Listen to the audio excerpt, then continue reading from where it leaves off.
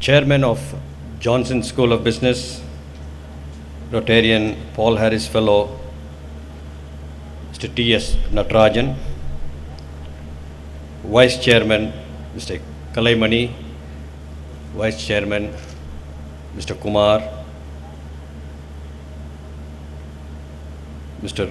Raghavendra Ravi, Dean of Johnson School of Business, Mr. Mohan, Deputy Director, members of the faculty, distinguished invitees, graduating students, members of the family of graduating students, and dear students. It gives me great pleasure to be here amidst all of you to participate in this convocation function in this beautiful setting. It's almost like a dream setting, your institute is really an ideal place for higher learning. They say higher learning takes place when there is a conducive atmosphere. And your chairman has created an excellent infrastructure here, beautiful building. My compliments to him. It is not just this beautiful building, but within a short period of less than 5 years, your school has carved a niche for itself amongst schools of business in South. And it's not going to be long before it is counted among the best. I'm sure with their enthusiasm and dedication, the day is not far off.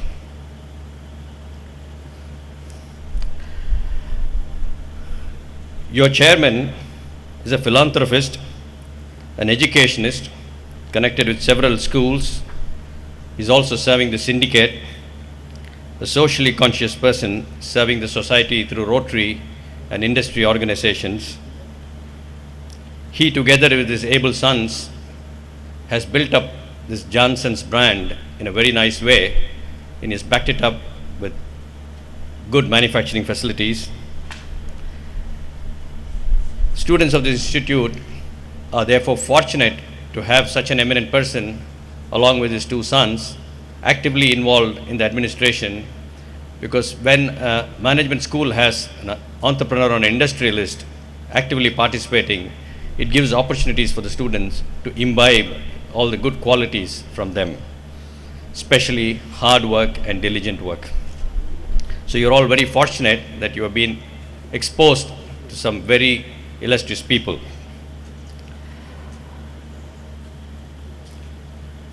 Students of today, especially those who are graduating today, are certainly a very enviable lot. I'm sure all of you will agree with me. Indian economy is growing, especially industry and services are both growing at double-digit growth rates, throwing up a lot of opportunities for young graduates. In fact, today, if you ask anyone in the industry, they will say their restricting factor, which prevents them from going faster, is nothing but availability of manpower. So there is acute shortage of good graduates, good people to be employed in the industry. So all of you are very fortunate that even before you finish your schools, there are many companies knocking at the door to recruit you. It's not just the good part of our economy that is creating these wonderful opportunities for you, it's also the perception that India enjoys. When one thinks of India today, one no more thinks of elephants and snake charmers. When one thinks of India today, one thinks of a country full of knowledge workers, doctors, engineers, scientists, IT professionals, research workers, more recently spiritual philosophers, multi-billionaires, ready to lap up even the biggest of the companies which is put up for sale in the world. I mean, this is the kind of perception which one gets when one thinks of India today. Most of the big companies in the world are looking at our premium institutions like IITs and IIMs. They are beginning to be rated higher than Harvards and MITs. I'm sure you would have all read that today some of the highest paid new recruits are from India. Many of the people who are recruited from the premier institutes of India get higher compensation packages than students from Harvard and MIT. Microsoft Bill Gates once said that if someone didn't qualify to get into the IITs, then they would probably apply to the Stanford or MIT. That was the rating of Indian institutions by no less a person than Bill Gates. So we are all in a very envious situation. The whole world is looking at us and the whole world wants to grab us. So all you have to do is think big. The elevation of Indra Nui to become the chief executive officer, chairman and executive officer of one of the largest companies within the top 5 in the world could not have come at a better time. I'm sure all this must be a tremendous source of motivation and encouragement to all of you. Well, all this is the positives. There are 2 negatives, one of which I would like you to be sensitive to, not so much to be bothered about. The second one, of course, is something which I want to deliberate upon for the rest of the evening. The first one is, despite our fantastic growth rates and booming economy, 1 in 4 Indian is still below the poverty line. 1 in 4 still doesn't have 2 square meals, despite the country growing at 12% in industry and services. In my opinion, I am not an economist, but my gut feel, this is nothing to do with the economic situation of our nation, and it has everything to do with the bankruptcy of values which we have now reached. I would blame this situation predominantly to industrial greed or corporate greed, and to a less extent political corruption. So to that extent, I would like all of you to be sensitive that it is a corporate world that is responsible for not allowing the wealth to percolate down to the bottom layers. We try to manipulate the government policies whichever way we like, and try to retain whatever wealth the country creates and make it stay right at the top. We don't allow the typical trickle theory to work. Of course, the politicians are willing to help us, but really the culprit is the industry or the corporate greed. So although you are just entering the corporate world and you shouldn't really be overtly concerned about this, it is necessary to remember this and be sensitive to it. The second not so positive side of the situation today is a report which was presented to the Tamil Nadu government by a consultancy firm which was hired at the request of the industry. The industry and trade in Tamil Nadu especially have been crying hoarse that they are not getting enough good people to work. On the other hand, Tamil Nadu has the highest number of engineering colleges offering MBAs and MCAs. In spite of all this, we still find there is a huge shortage of talented manpower. So a study was commissioned to find out the real reason for this. The finding of the study was 20% of all graduates coming out of Tamil Nadu schools are immediately employable. Another 20% are employable if their conceptual skills and communication skills are a bit more fine-tuned or honed. Maybe with 2-3 months of intense training, they could become employable. But sadly, a majority, over 60%, were not employable at all based on their degrees, and they had to be given some lower level jobs. What could possibly be the reason for this kind of a situation? On one side, the economy is booming, enough opportunities, Indians are occupying the best seats in the world, in the corporate world. There should be sufficient motivation for all students to really apply themselves. There should be absolutely no reason for them not to want to at least apply themselves. So the reason must be something beyond motivation. The reason must be something beyond their desire to do well. So this got me thinking, and again, it is my opinion, it's not based on some research finding. I think this situation is there because students of today have not cultivated the habit of enjoying learning. Students have not converted learning into an enjoyable activity. Some of you must have already started wondering as to why I am talking about learning to an audience which is graduating. Typically, we think that when we complete our education, especially postgraduate education, we are very learned and there is very little for us to learn. So why should someone to this audience address about learning? Here I would like to remind you that graduating from MBA means that you have acquired certain skill sets, certain techniques, and above all, you have learned how to learn. You should remember the Tamil saying, Kattradu Kaiman. I would like somebody to complete it. Yes. So you should always remember this, and you should know that life is one long journey of continuous learning. The day you stop learning, you become irrelevant in a few days from then. So although you have completed your graduation and in a few hours or minutes you're going to receive your degree certificates, I would like you to remember that learning is a very important activity for the rest of your life, and you can achieve greatness if you convert learning into an enjoyable activity. Fortunately for today's students, after you leave this institute, you still have several avenues to learn.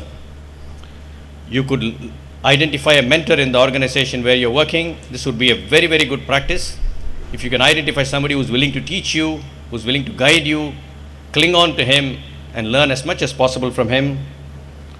You can take up visiting faculty in some management school or some institution, because there's nothing better than being a teacher to learn, because if you have to go to a class, I'm sure you'll be very well prepared, and in order to be well prepared, you have to do a lot more reading than a student would. Another very popular way of learning, today's students are fortunate. Director of IIT always used to say that we have come a long way from the days of Gurukulam to Shishyakulam. Today we are in a Shishyakulam situation.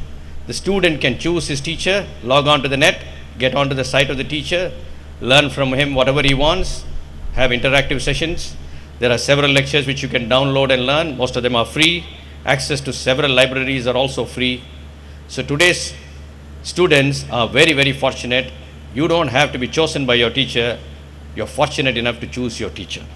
So today you have tremendous opportunities to continue to learn even while you're busy working. Another reason why I would like to emphasize continuous learning today to all of you is there is a misconception, especially some of the people in the industry who have graduated out years ago and who have gone up the ladder by sheer experience, will tell you the moment you enter the companies, forget whatever you have learned and start learning through experience on your job. Please don't take them very seriously. Experience-based conclusions, if it is not backed up by sufficient theoretical knowledge or analytical research, will more often than otherwise mislead. Let me repeat, because this is very, very important and it's a subtle concept. I would like all of you to understand this. Experience-based conclusions, not backed up by sound theoretical knowledge or analysis, will more often than otherwise lead you to wrong conclusions. Because we must all understand that almost all the experiences that we encounter on a day-to-day basis is either relative or seemingly real. Either relative or seemingly real. This is what our scriptures say, our philosophers say, but in day-to-day activities you will find you can apply this logic. For years, we all believed that the earth was in the center of the solar system. Every morning we got up, we looked out and saw the sun rising in the east. And by midday it was right on top of our head, and in the evening it was setting in the west. Sitting on the earth, it looked as though the sun was going around us, and we believed this for years. And this was the theocentric theory of our solar system. This is purely based on our experience. I mean, nobody can dispute that experience. Every one of us saw it and even today see it. That the sun is rising, we are sitting on a stationary earth, and the sun is going around or the moon is going around. Similarly, if you look at the world, as you walk around, you will find it as a flat piece of land. For years we concluded that earth is a disk and not a globe, till somebody came and scientifically proved otherwise. So what I would like to emphasize is you will encounter similar experiences right through your life in your work. So if you simply make conclusions based on your experience, which is either relative or seemingly real, you will make wrong conclusions. So it's all the more important that you keep your theoretical knowledge and analytical skills as sharp as just before your examination. So it's very, very important for even graduates, if you have not already converted learning into an enjoyable experience, to convert learning into an enjoyable experience. When I say this, by implication, it means that the choice of converting any experience into an enjoyable one or otherwise is with us. That is, we control what we want to enjoy and we control what we don't want to enjoy.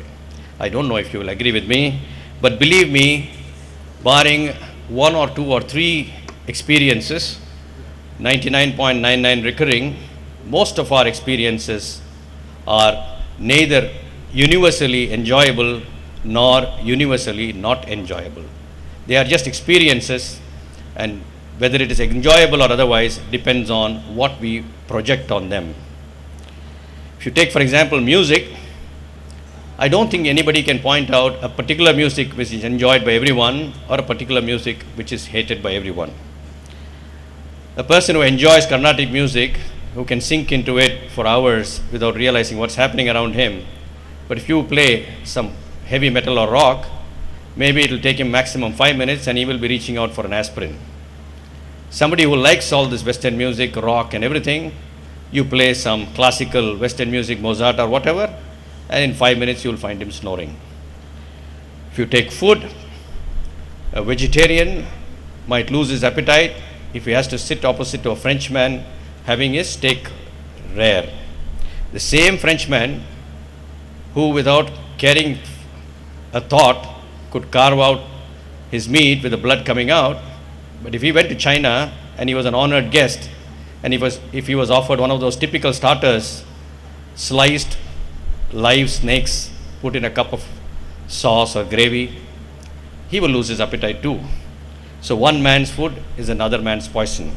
There is nothing universally enjoyable either in music, that is sense organ ear or sense organ tongue. Like this I can go on listing sports. Even though our country was rated number 6 in the World Cup probability, we know, we have all read in the newspapers that there was this fan of cricket who enjoyed it so much, he couldn't stand India not qualifying into the Super 8 and he had a heart attack. The same cricket crazy nation, I'm sure we'll have millions of people who will more than agree with Bernard Shaw and say that cricket is a game played by 11 fools and watched by 11,000 other fools. If you went to Europe, they're all as crazy as we are about cricket, about football. And if you went to the US, it's basketball or maybe something else. There's nothing universal even about sports. So this list goes on. So there's nothing universal about any activity being a likable or a dislikable activity. It all depends on what we project on it.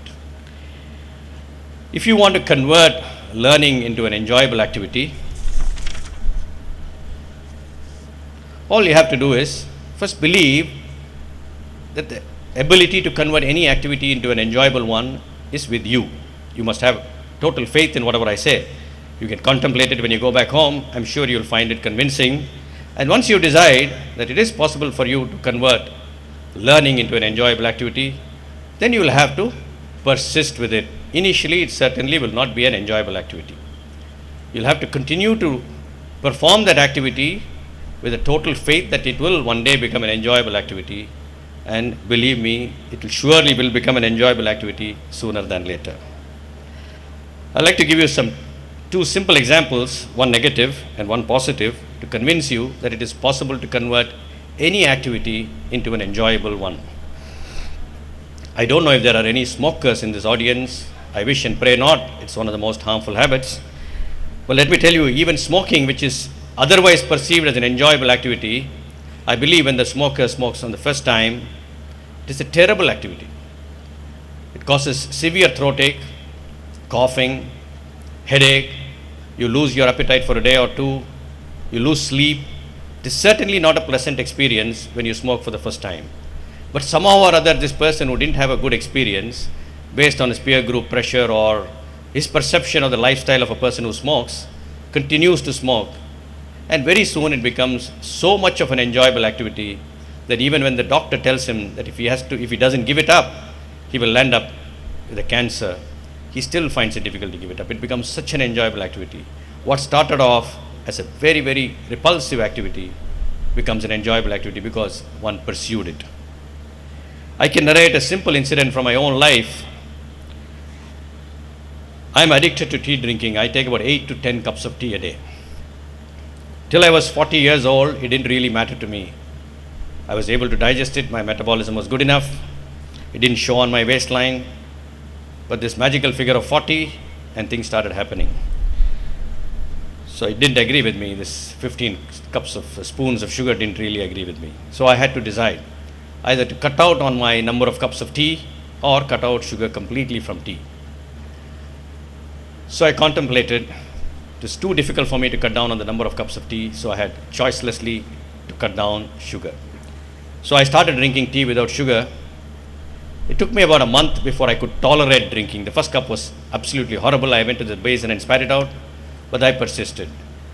Within a month, it became a neutral activity, neither pleasurable nor otherwise. And believe me, after a couple of months, I started enjoying my tea without sugar, so much so when somebody offered me with sugar, it was difficult for me to take it. It didn't stop there. When I crossed 50, even the half cup of milk in each cup of tea into 8 started bothering me. So I had to take the next decision. What do? Do I cut down on the number of cups of tea or cut down on milk? I chose to cut down on milk. This time, I was able to master it within a few weeks. It became a totally enjoyable activity. So believe me, all of you can convert any activity which you desire to make it into an enjoyable activity, including learning. If you want to excel in something, you must be passionate about it. If you are an artist, if you are a musician, or a theater personality, or a scientist, unless you have a passion about what you're doing, you cannot excel. You can do well, but you cannot excel. So if you want to excel in life, you have to convert that important activity of learning into an enjoyable activity. In order to do so, the second stage, the first stage is to believe, the second stage is to persist. In order to persist, you need willpower. Without willpower, it's very difficult to persist. You will give it up even before it gets converted into an enjoyable activity. But not all of us are blessed with this rare commodity called willpower. So how do we, majority of us who do not have willpower, still go ahead and convert learning into an enjoyable experience? I'm sure some of you must be chemistry students or chemical engineers. When you find a reaction not taking place at the right speed, if it is very, very slow, and you want to make the reaction take place fast, vigorously, what do? You introduce a catalyst. So when, even for a simple thing like a chemical reaction, we don't give up and say it is too slow, I'm helpless. We rake our brains, we do everything possible, we find a proper catalyst and we introduce it and then make the reaction take place rapidly. It is certainly possible to find similar things in the process of converting learning into an enjoyable experience. You can look for a catalyst and introduce the catalyst. Any guesses as what could possibly be this catalyst for a person with weak willpower? This catalyst is a universal catalyst. It is applicable in all reactions. It is called the grace of God. You invoke this catalyst called the grace of God into any of your activities, and believe me, it will take place as rapidly as you desire or as rapidly as your sankalpa is. So it's very easy for anyone with or without willpower to convert learning into an enjoyable experience. Once you convert that into an enjoyable experience and you become passionate about learning, it doesn't matter which walk of life you choose, you will for sure succeed. And when you go back to bed tonight, you can all dream that you will be the next Indira Nooyi from this country. With these few words, I would like to thank my dear friend Kumar for giving me this wonderful opportunity to share some of my thoughts in this lovely ambience in Johnson School. And I invoke the grace of Almighty to make all of you convert learning into an enjoyable experience and do well for yourself and bring good name for your school and society. Thank you.